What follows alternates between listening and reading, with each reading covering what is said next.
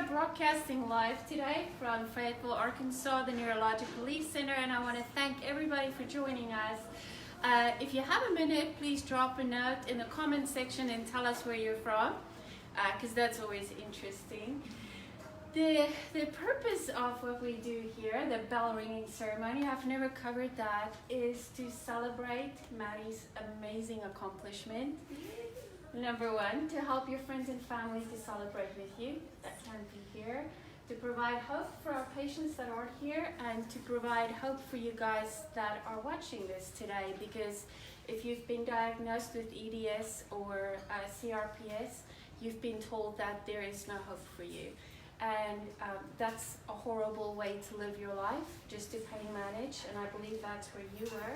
That's where I was. I was kind of done with treatments. I was done with everything, and I had accepted that, you know, this was going to be my life. I was going to get ketamine treatments. I was going to take my medicine, and I was going to go day to day waiting if I was going to fall, or waiting to go outside and doing too much, and then having to recover for weeks on end. And I'd accepted it, that this is how it was going to be. And then my parents, my mom, she found this place about a year before she even really told me. And she kind of slowly hinted at it. She slowly was like, you need to watch these videos. You need to see what they're doing. They're doing great things here. And I was like, all right, fine, like I'll watch it. So I watched them, and I got a little spark of hope, and I was like, okay, I'm thinking about it. And then that took 8 months or something? Yeah, about 8 months for me to even think that it was something that I would want to do. And I was going to start school, which was a huge accomplishment for me, and my parents, they did a lot to try and get me here early, but you know, I made the decision after that and was just like, I gotta do this for myself, for my family, for future patients if I still go into the medical field. I was like, this is what I gotta do.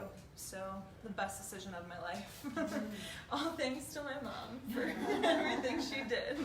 You were sick for 10 years. 10 years. I was injured cheerleading at 15 in high school. Nobody knew what was wrong. We all thought it was orthopedic issues, so I went to orthopedic doctor after orthopedic doctor saying, nothing's wrong, this is all in your head, do you want attention? Like, what are you doing? And finally, 2 years into it, after 2 surgeries, an orthopedic doctor was like, I think this is neurological. So we went to a nerve doctor, and she finally said, I think you have CRPS. She gave my mom a flyer, and she was like, don't tell her about it, don't look it up, very specific website. She's like, don't believe everything you see, and don't let her read anything, because it was so just devastating, everything that's online about CRPS. And you also were diagnosed with Ehlers-Danlos syndrome? That was I was diagnosed in 2010 with CRPS, and I was diagnosed with EDS probably 4 years later, I would want to say. And my mom actually just told me that when I was diagnosed, we told the rehab center that I was at, and they were like, we don't want to add anything else onto this right now. Like, she's sick enough. Yeah, it's just CRPS, and that's what we're going to focus on. So they just dismissed it. And Hashimoto's? Hashimoto's after that, and that was it. Yeah.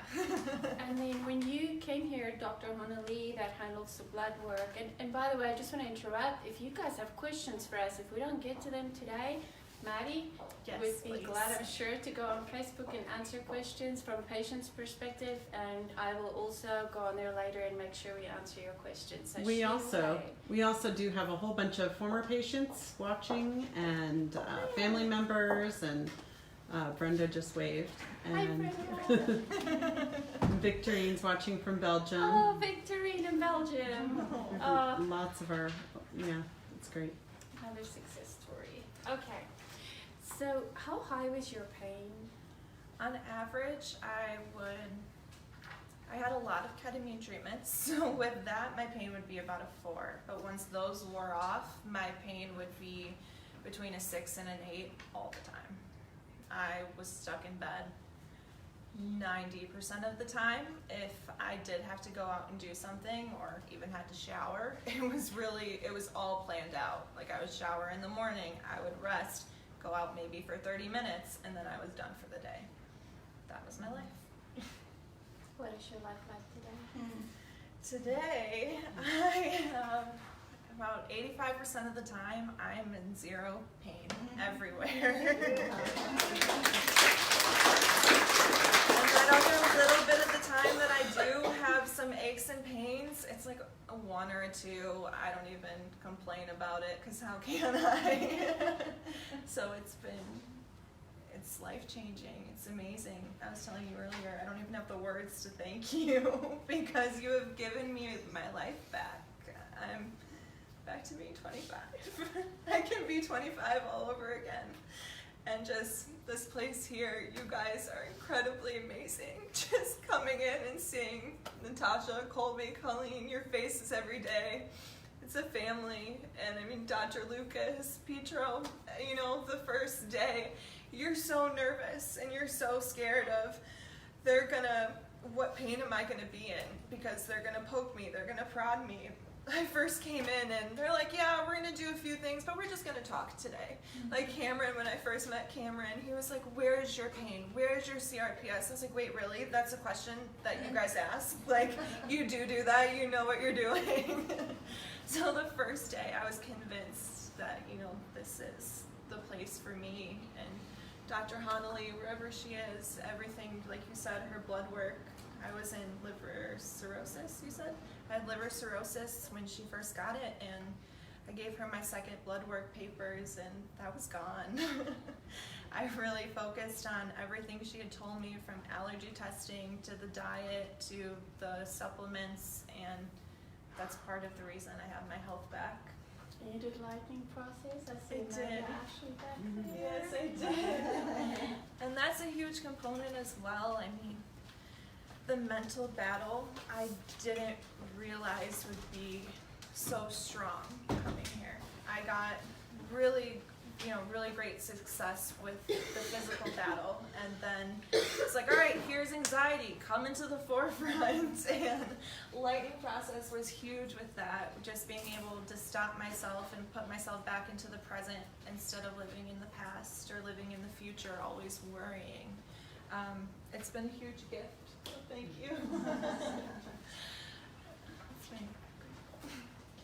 Anything else you want to tell anyone? I want to just say, your mom, she's holding the camera, and your dad, your dad's reason she's holding the camera. Your parents have been amazing. They have been amazing, and the biggest one, everyone here, the neuromuscular re-education has gotten me to my strength. It's gotten my strength back. Who's your favorite? Right over there. Right? This man right here, he has given me my strength back, and he really made me trust my body again. And I can walk without being afraid that I'm going to fall on them. I can walk on rocks. At 100. Yes. Without being afraid that my ankles are going to give out or my knees are going to give out, and then I'm going to flare into needing another treatment. And that's happened here. I've fallen a few times actually, and you know what? 2 weeks ago. 2 weeks ago, exactly. And they get you right onto the machine. They tell you not to worry, and it's going to be okay, and it really is. It's really going to be okay, and that's, I have so much more confidence in my body and in myself from everything you've taught me, and I'm so appreciative. Thank you. You did very good. Thank you. Very good. Everybody, thank you for watching. And also everybody back here, you guys have been my lifelines, and I appreciate it so much. Every hard time I've been through, you have been here to, you know, tell me I'm not crazy. Tell me what I'm going through is normal and understandable, and you've helped me so much, and every one of you guys have such a huge piece of my heart. So thank you. Thank you for everything.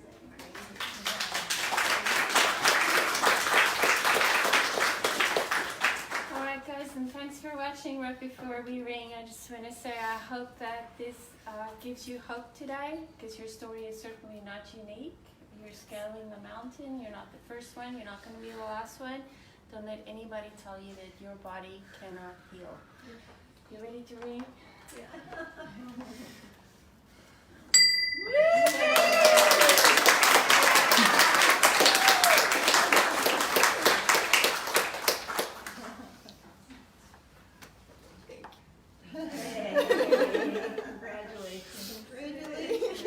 not gonna listen to cheesy 90s music. I know. I was gonna be your scatman. That's right. Thank you. Just thank you, everybody, from the bottom of my heart. I can't say it enough. You guys are all absolutely amazing. So, I'm gonna miss you. miss you. It's a tough one. All right. Good Oh my job. God.